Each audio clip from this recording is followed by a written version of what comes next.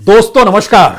ऐसा होता नहीं है, शायद दुनिया के किसी भी देश में ऐसा हुआ भी नहीं होगा कि पूरे देश का बेसिक इंफ्रास्ट्रक्चर किसी एक व्यक्ति के हवाले कर दिया जाए और वह प्रक्रिया इस रूप में हो जिसको बताया जाए कि देश का विकास हो रहा है और आने वाले वक्त में देश की इकोनॉमी 5 ट्रिलियन हो जाएगी और देश चकाचौंध में समा जाएगा क्योंकि हम हर दृष्टि से संपन्न हैं। लेकिन जरा कल्पना कीजिए किसी देश के भीतर में क्या वाकई वहां पर सड़क, मेट्रो, रेल, बंदरगाह, हवाई अड्डे, थर्मल पावर प्लांट, खादान, कोयला खादान, आयरन ओर का खादान, ट्रांसमिशन, रक्षा के क्षेत्र, ये सारी चीजें किसी एक व्यक्ति के हवाले की जा सकती है क्या? आप कहेंगे कौन है वो शख्स और हवाले कर दिया गया, ऐसा आप कैसे कह सकते हैं? तो एक चीज और जान लीजिए, आज प्रधानमंत्री कुशीनगर पहुंचे, अंतर्राष्ट्रीय हवाई अड्डे का उन्होंने उद्घाटन किया। लेकिन यही हवाई अड्डा अगले बरस बिक जाएगा। जिस वक्त प्रधानमंत्री राष्ट्र को समर्पित कर रहे हैं कुशीनगर का हवाई अड्डा, उसी वक्त इस हवाई अड्डे की कीमत क्या होगी, इस पर मंथन कर रहा है इस देश का नीति आयोग। जो अगले बरस 13 हवाई अड्डे बिकने वाले हैं, उसमें कुशीनगर भी हवाई अड्डा, उसका भी नाम है। और जिस बुद्धिस्ट सर्किट का जिक्र किया जा रहा है कि एक तरफ बनारस, दूसरी तरफ गया, तीसरी तरफ कुशीनगर, और यह सर्किट बुद्धिस्ट सर्किट के तौर पर है, यह भी पूरे तरीके से किसी व्यक्ति के हवाले हो जाएगा। और इन 3 एयरपोर्ट के जरिए वह कितना कमाएगा, यह आने वाला वक्त बताएगा। लेकिन मौजूदा वक्त में शायद इस देश के भीतर में कभी ऐसा नहीं हुआ कि प्रधानमंत्री किसी चीज का उद्घाटन करने जाएं और यह सोचते हुए जाएं कि आने वाले वक्त में इसे बेचा जाएगा तो कितना कमाई होगी, कितना पैसा आएगा। 6 एयरपोर्ट मौजूदा वक्त में अडानी के पास हैं। उन 6 एयरपोर्ट से हटकर 13 एयरपोर्ट उस फेरिस्त में है जहां पर अगले बरस उनको बेचा जाना है। जो एयरपोर्ट फिलहाल अडानी के पास है उसमें अहमदाबाद है, जयपुर है, लखनऊ है, तिरुवनंतपुरम है, मंगलुरु है, गुवाहाटी है।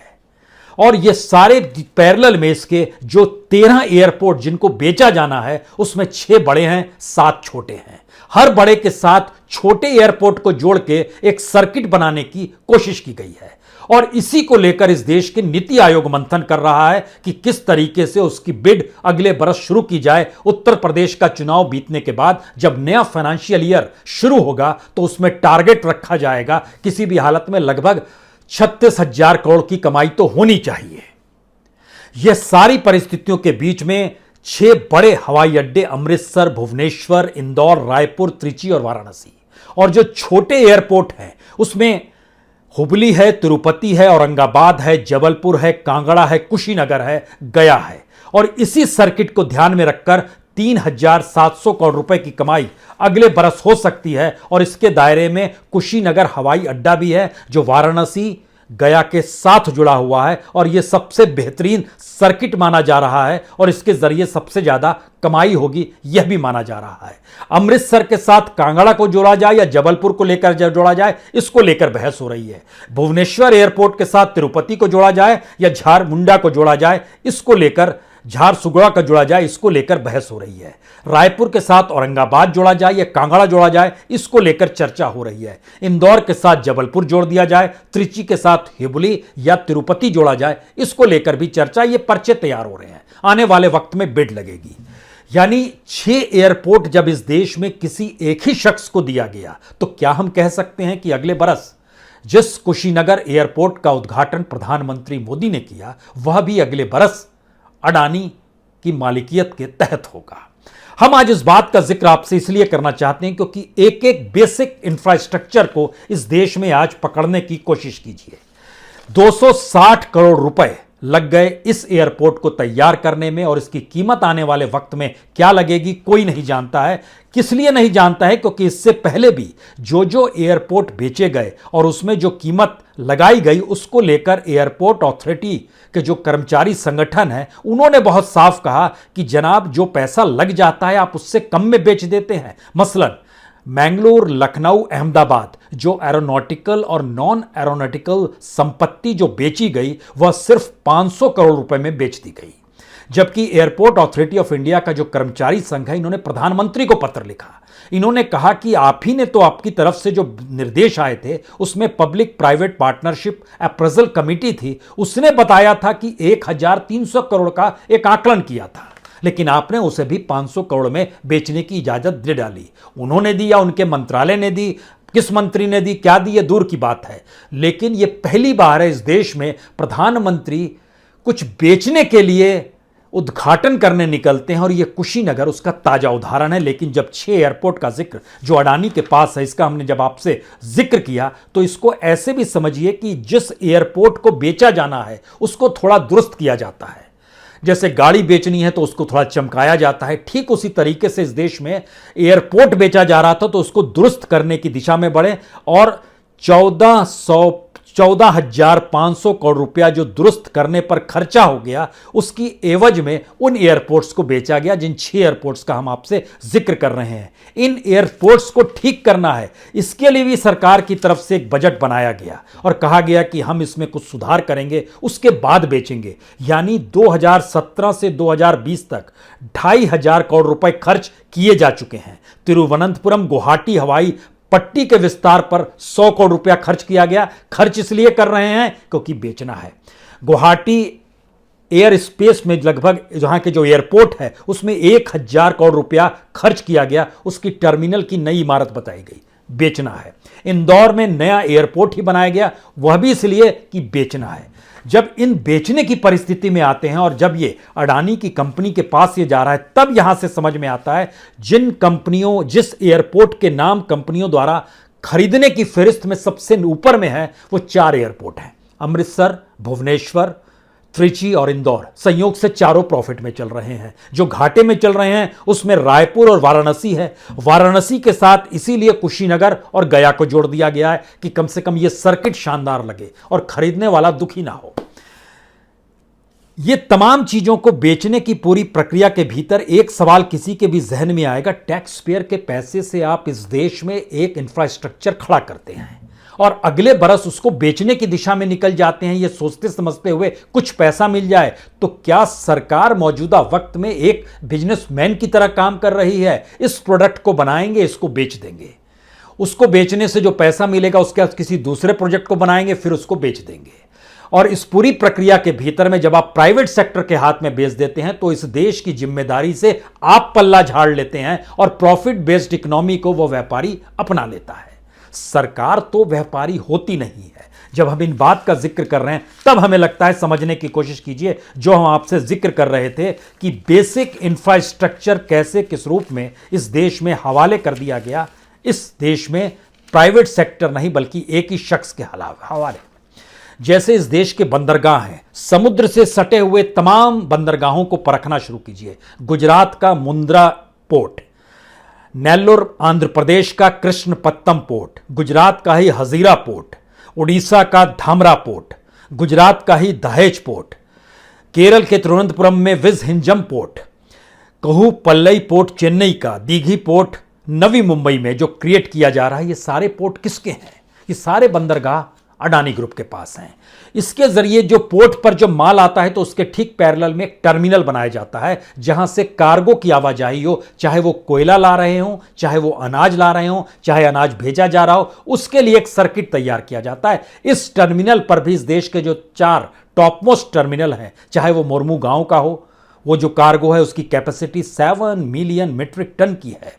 Ennore terminal, tuna terminal, Vizag terminal, ये विशाखापट्टनम का विजाग टर्मिनल जो है यह भी अडानी की कंपनी के पास है। अब यहां से अगला सवाल शुरू होता है, जब इतनी बड़ी तादाद में सब कुछ हवाले कर दिया गया है तो क्या इस देश में कुछ भी नहीं छोड़ा गया है? हमको लगता है एक एक करके आइए, जैसे रोड, रेलवे, मेट्रो, इन तीनों पर अडानी की कंपनी बड़ी तेजी से काम कर रही है। और अच्छा ये है, टारगेट जो ये लोग रखते हैं उस टारगेट से आगे बढ़ जाते हैं।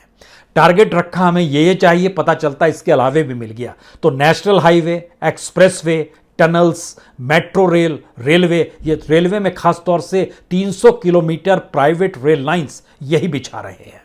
और अपने तरीके से ये रेलगाड़ियों को भी शुरुआत करेंगे। सड़कों को इन्होंने बनाना शुरू किया है। जो नेशनल हाईवे की जो इस देश की राष्ट्रीय कंपनियां हैं, चाहे वो national highway authority of India हो, चाहे ministry of road transport and highway हो, चाहे मिनिस्ट्री ऑफ रेलवे, रेलवे की मिनिस्ट्री हो, चाहे मेट्रो कॉरपोरेशन हो, इनके साथ भी मिलकर अडानी की कंपनी ही काम कर रही है।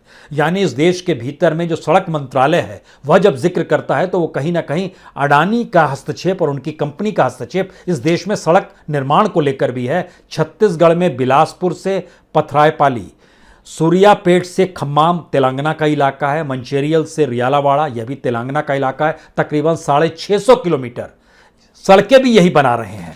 अब इसके बाद शुरू होती है कि इस देश में जब पोर्ट आपके पास है, रेलगाड़ी आपके पास है, रोड आपके पास है, मेट्रो आप उस दिशा में बढ़ चुके हैं, तो इस देश में बच क्या रहा है? हमें लगता है बहुत सारी चीजें बच रही है। खादानों का जिक्र इसलिए जरूरी है, बार बार यह कहा जाता है इस देश में जो कोल इंडिया उतना प्रोडक्शन क्यों नहीं कर पाता है। अब आपको यहां पर समझना होगा कि दरअसल इस दौर में जितनी भी खादानें ऑक्शन के साथ बेची गई, उसमें ज्यादातर खादानें जो हैं वह अडानी के कब्जे में आ गई, उनकी कंपनी के कब्जे में आ गई। और उस कंपनी में कब्जे के लिए एक तो सीधे खदान को हाथ में लेना होता है और दूसरा होता है MDO यानी माइनिंग डेवलपर्स एंड ऑपरेटिंग। यह एक सिस्टम बनाया जाता है जिसमें खादान में हर काम की जिम्मेदारी वो कंपनी ले लेती है, यहां तक कि भूमि अधिग्रहण भी वो कैसे करेगी वही जिम्मेदारी ले लेती है। उसमें मिट्टी भरना है, बालू भरना है, उसकी जिम्मेदारी भी वो ले लेती है। कितना निकालना है इसकी जिम्मेदारी भी ये ले लेती है। तो कोल इंडिया अगर टारगेट को पूरा नहीं कर पाती है तो फायदा किसको होगा? जो प्राइवेट सेक्टर है उसी को फायदा होगा। और मौजूदा वक्त में जब ऑक्शन किया गया तो सारी बेहतरीन खदानें अडानी की कंपनी को चली गई। हम इसलिए जिक्र करते हैं कि एक एक चीज को जरा देखिएगा। छत्तीसगढ़ में परसा ईस्ट एंड कांटा बेसन, ये छत्तीसगढ़ में यहां पर कोल ब्लॉक है जो अंबिकापुर के नजदीक में है, यह अडानी के पास है। Parsa coal block, Kenta extension coal block, यह जो खादान ली गई है इसके जरिए राजस्थान राज्य विद्युत निगम को कोयला दिया जाता है। तो राजस्थान सरकार किस पर निर्भर हो गई? अडानी पर निर्भर हो गई, क्योंकि खदान इनके कब्जे में जो पूरा सिस्टम है माइनिंग डेवलपर्स एंड ऑपरेटर का, उसके जरिए राजस्थान राज्य विद्युत निगम को यही बिजली देंगे, वह भी इस पर निर्भर हो गई। छत्तीसगढ़ के भीतर में यह खदान है। उसके बाद आइए गिद्धमुरी पातुरिया कोल ब्लॉक, यह Chhattisgarh state power distribution company, यानी ब्लॉक भी छत्तीसगढ़ में और कोयला लेंगे अडानी के जरिए। Chhattisgarh state power distribution company कोयला खरीदेगी अडानी के जरिए, वह भी निर्भर हो गई अडानी की कंपनी में। गारे पेलमा, ये ब्लॉक 1 जो है यह पूरे कब्जे में है Gujarat state electricity corporation limited, यानी स्टेट गवर्नमेंट्स ऑनर हैं, लेकिन उसमें से कोयला निकालना और देने का काम अडानी की कंपनी करेगी। क्योंकि अगर प्राइवेट कंपनी लेगी तो उसको मेंटेन करना और पैसा देना और जो रजिस्ट्री का पैसा होता है यह सब में भारी पड़ जाएगा। तो उपाय निकाला गया स्टेट गवर्नमेंट से खरीदवा दिया जाए, खादान का ऑक्शन ले लिया जाए और वहां के जो जैसे राजस्थान राज्य विद्युत निगम है, छत्तीसगढ़ स्टेट पावर है, तीसरा जो हमने बताया गारे पेलमा, ये गुजरात स्टेट इलेक्ट्रिसिटी कॉरपोरेशन के मातहत है, लेकिन कोयला निकाल के देंगे अडानी की कंपनी। गारे पेलमा 2 जो है यह Maharashtra state power generation company के नाम पर है, लेकिन कोयला निकाल के देगी अडानी की कंपनी। गारे पेलमा 3 जो है यह भी Chhattisgarh state power distribution company के मालिकान में है, लेकिन कोयला निकालने का अधिकार इनके पास आ गया।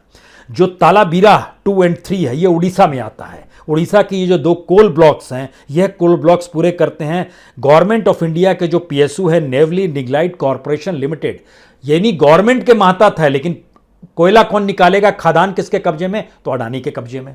अब आप क्या करेंगे? इसी तरीके से मध्य प्रदेश के में है सुलियारी कोल ब्लॉक, यह Andhra Pradesh mineral development corporation जो स्टेट गवर्नमेंट का है उसके मातहत आ जाएगा। इस तमाम परिस्थितियों में हमने देखना शुरू किया कि जो इन तमाम कोयला खादान पे जो अडानी का कब्जा है, उनकी कंपनी का कब्जा है, उसके पास रिजर्व कोयला तकरीबन 2843 मिलियन टन है। इसकी कैपेसिटी जो ये निकालते हैं कमोवेश हर साल ये 100 मिलियन टन तक निकालते हैं और कैपेसिटी लगभग 3000 मिलियन टन की है। सवाल है इस देश में जो कोयला निकाला जाता है टोटल, और इस दौर में कोल इंडिया का कोयला कम हो गया, वह 716 मिलियन टन के लगभग निकल रहा है। तो कल्पना कीजिए कि कितने बड़े खनिज संपदा पर अडानी की कंपनी का कब्जा है और उसको किस रूप में कब्जा दे दिया गया है। ये फिर इसलिए सवाल है कि जो ऑक्शन में कंपनियां अगर कोल इंडिया के पास भी जा रही है तो कोल इंडिया भी अपने तौर पर समझौता कर लेती है अडानी की कंपनी से, वही सारी चीजों को देखेगी, माइन डेवलपर और ऑपरेटर वही हो जाएगी। शायद इसीलिए कोल इंडिया का जैसे अप्रैल से सितंबर तक का इस साल में जो टारगेट था वो 670 मिलियन टन का था, लेकिन वह अचीव कर पाई सिर्फ 249। कम इसलिए करेगी क्योंकि स्कैर्सिटी होगी, मार्केट में कमी आ जाएगी। कीमत कौन तय करेगा? प्राइवेट वाला तय करेगा। प्राइवेट में कौन बचा? तो एक ही कंपनी बची। और जो एमएसटीआईसी के जरिए जो बाहर से कोयला इंपोर्ट आता है, जो ई कॉमर्स सरकार की कंपनी है, उसमें भी अडानी की कंपनी ही साथ में जुड़कर सहयोग करती है। यह दूसरा हिस्सा है। उसके अलावा इस देश के भीतर में जो ट्रांसमिशन का इलाका है वह भी टारगेटेड तौर पर पूरे तरीके से अडानी की कंपनी पूरे देश में छा रही है। पिछले दिनों ही मध्य प्रदेश की सरकार से भी इन्होंने समझौता कर लिया 35 साल के लिए, यानी 35 साल तक अडानी की कंपनी बिजली प्रति यूनिट के हिसाब से राज्य सरकार को बेचेगी 4.96 रुपए। फिर राज्य सरकार कंज्यूमर को देगी। तो इसका मतलब है कि अब वो कीमत बिजली की भी बढ़ेगी और 2026 से वो बढ़ने की शुरुआत होगी मध्य प्रदेश में। इसके लिए बजट में प्रोविजन रखा गया तकरीबन 2-2.5 लाख करोड़ का। मान लिया कि बजट में इसमें बोझ पड़ेगा, यह मध्य प्रदेश सरकार ने मान लिया। लेकिन बहरहाल इंटरेस्टिंग यह है कि पावर ट्रांसमिशन में भी 2020 में ये 8,500 सर्किट किलोमीटर जो ट्रांसमिशन की लाइन थी, इसको ये चला रहे थे और 2022 का इनका टारगेट था 20,000 सर्किट किलोमीटर ट्रांसमिशन लाइन होगी। लेकिन आप कल्पना कर रहे हैं 2021 में ही ये टारगेट पूरा हो गया। जब तक मध्य प्रदेश की सरकार से समझौता नहीं हुआ था तब तक 18,800 सर्किट किलोमीटर था, बढ़ गया ये। और इन बातों का जिक्र इसलिए महत्वपूर्ण है क्योंकि हमारे पास वो मध्य प्रदेश सरकार से जो समझौता हुआ उसमें ये जानकारी निकल कर आई कि ये सारी चीज़ें जब देखेंगे तो मध्य प्रदेश के 18 जिले 850 सर्किल किलोमीटर ट्रांसमिशन लाइन अब इनकी होगी, तकरीबन 220 किलोवाट, यानी उसके मातहत ये 2 साल पहले से इसकी कवायद शुरू की और अचीव भी कर लिया। और इस पे 2.25 लाख करोड़ का बजट में इस बार प्रोविजन भी शिवराज सरकार ने रखा। हाँ, ये प्रोविजन रखना पड़ेगा। अब यहां से अगला सवाल होता है कि जब एयरपोर्ट, रेलवे स्टेशन, हवाई अड्डे, पावर प्लांट, कोयला खदान, ट्रांसमिशन, रोड, मेट्रो, बचा क्या? बच रहा है जय जवान जय किसान। एग्रीकल्चर के क्षेत्र में 6 राज्यों में यह अपने गोडाउन्स बना रहे हैं, चाहे वो बंगाल हो, चाहे वो पंजाब हो, चाहे वो हरियाणा हो, चाहे वो महाराष्ट्र हो, चाहे वो मध्य प्रदेश हो, चाहे वो बिहार हो। तमाम जगहों पर गोडाउन्स अनाज को रखने के लिए अडानी की कंपनी ही बना रही है। वह हिमाचल प्रदेश से सेब भी खरीदती है और सेब की कीमत कैसे तय करती है वो खुद ही बताती है कि हम इतने में लेंगे, दूसरा कोई खरीदार आपके पास आएगा नहीं। लेकिन इसमें आगे बढ़ जाइए क्योंकि भारत एक अनूठे देश के तौर पर उभरकर इस देश में कम से कम मार्केट इकोनॉमी के लिहाज से सामने आ रहा है, मोनेटाइजेशन करने के लिहाज से सामने आ रहा है, प्राइवेटाइजेशन के लिहाज से सामने आ रहा है। अब उसने डिफेंस में भी पूरा बाजार खोल दिया और कहा कि अब इस देश में प्राइवेट कंपनियां डिफेंस के क्षेत्र में काम कर सकती है। तो उसमें पहले नंबर पर कौन है? पहले नंबर पर भी अडानी की कंपनी ही है जो कि रक्षा क्षेत्र और एरोस्पेस में घुस चुकी है। वो फाइटर एयरक्राफ्ट बनाएगी, वो अनमैन्ड एरियल सिस्टम बनाएगी, वो हेलीकॉप्टर्स बनाएगी, वो सबमरीन्स बनाएगी, वो एयर डिफेंस गन बनाएगी, वो मिसाइल बनाएगी, वो स्मॉल आर्म बनाएगी। ये सारी परिस्थितियां बताती हैं कि इस देश के भीतर में जो बेसिक इंफ्रास्ट्रक्चर, इस रूप में याद कीजिए कि जब भाखड़ा नंगल बांध का उद्घाटन करने नेहरू जी पहुंचे तो उस समय अगर वो कह देते कि आने वाले वक्त में इसको हम बेच देंगे, या फिर जो रांची में एचईसी जब उद्घाटन किया गया तो वो कहते कि आने वाले वक्त में हम इसको भी बेच देंगे, अब तो वो भी खत्म हो गया, मान लीजिए एचईसी भी पूरी तरीके से ध्वस्त हो गया है। लेकिन इस देश में लगभग 200 से ज़्यादा पीएसयूज जो खड़े किए गए, इस देश के भीतर में तकरीबन 70-75 एयरपोर्ट्स जब बनाए गए, इस देश के भीतर में जब रेलवे स्टेशन बनाए गए, इस देश के भीतर में जब रेलगाड़ियां शुरू की गई, हवाई अड्डे बनाए गए, क्या कोई प्राइम मिनिस्टर सोच भी सकता है कि वो उद्घाटन करने जा रहा है और अगले बरस उसको बेच दिया जाएगा?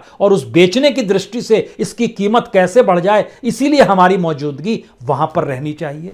हम लोग सिर्फ यही याद करते हैं कि जियो का जब विज्ञापन 2015 में निकला था तो प्राइम मिनिस्टर की पोस्ट फोटो लगी थी और कहा जा रहा था कि ये क्या है, ये अंबानी इसकी कंपनी के कैसे ब्रांड एम्बेसडर हो सकते हैं। हमने निकाला था उस समय कि अगर ऐसा बिना उनकी इजाज़त के कोई करेगा तो कितना फाइन देना पड़ेगा। वो 5,000 रुपये फाइन में चीज़ें सलट जाती है। लेकिन आप इस रूप में, लेकिन उसके बाद की परिस्थिति को जब आप देख रहे हैं कि इतनी बड़ी तादाद में इस देश के भीतर में अगर सब कुछ हवाले किया जा रहा है, तो इस देश की इकोनॉमी का सच क्या है। आखिरी बात, सच ये है कि इस देश में सिर्फ 2018 से 2021 के बीच में 651 बड़ी कंपनियां डिसॉल्व हो गई, जो अलग अलग तरीके से एनसीएलटी के पास चली गई, कोई बैंकरप्सी में आ गई। लेकिन कुल मिला के जो कंपनियां बंद हुई हैं उनकी संख्या 2,38,223 है। ये सारी कंपनियां बंद हो गई और एक कंपनी ने इसकी एवज में इस देश के तमाम प्रोजेक्ट्स को अपने हाथ में ले लिया। यानी कुल मिला के कोई कहेगा अच्छा आप रेल के दिशा में काम करते हैं, आपको रेल का एनओसी देते हैं। कोई बंदरगाह के क्षेत्र में काम करता है, उसको उस दिशा का लाइसेंस दिया जाएगा। कोई रक्षा क्षेत्र में करता, लेकिन सभी एक कंपनी के पास सिमटते चला जा रहा है। तो क्या वाकई ऐसी परिस्थिति है कि पूरा वतन एक कंपनी के हवाले करने की दृष्टि पैदा इस देश में हो गई है? क्योंकि 2,38,223 कंपनियां जो बंद हुई, उसमें जब हमने डाटा सरकार का देखना शुरू किया कि क्या स्थिति है, तो इसमें 13,000 बिग कंपनियां थी, बड़ी कंपनियां। उसमें से 1,200 कंपनी नॉर्थ इंडिया की थी। दिल्ली, एनसीआर, हरियाणा, उत्तर प्रदेश, हिमाचल प्रदेश, उत्तराखंड, पंजाब, चंडीगढ़, इससे जुड़ी हुई जो तकरीबन 5,000 कंपनियां तो जो पूरी तरह बंद हो गई। 44 कंपनियों को किसी ने खरीद लिया, वो एक लिहाज से डिसॉल्व कहते हैं उसको, वह कंपनी हो गई। तो ऐसे में एक आखिरी सच भी जान लीजिए, भारत के भीतर में इतनी बड़ी तादाद में मिलीनियर भारत छोड़कर कभी नहीं गया जितनी तादाद में इस दौर में चला गया।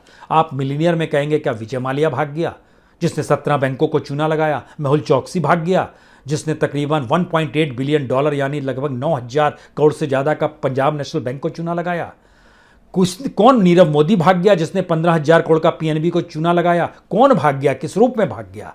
वो नहीं, जो मिलीनियर थे इस देश की इकोनॉमी ने उनको भागने को मजबूर कर दिया और छोड़ने को मजबूर कर दिया। वो देश के दूसरे हिस्सों में चले गए। वो कोई ऑकलैंड चला गया, कोई दुबई चला गया, कोई मेलबोर्न चला गया, कोई मॉन्ट्रियल चला गया, कोई लॉस एंजल्स चला गया।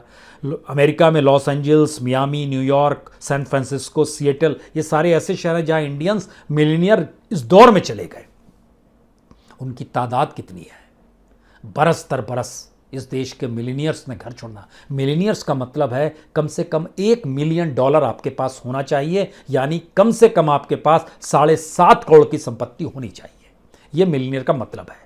और उसके बाद की परिस्थिति जब है, जब आप बिलियनियर होने से पहले की परिस्थिति में आएंगे, तो इसका मतलब है कि आपके पास कम से कम 100 करोड़ होना चाहिए।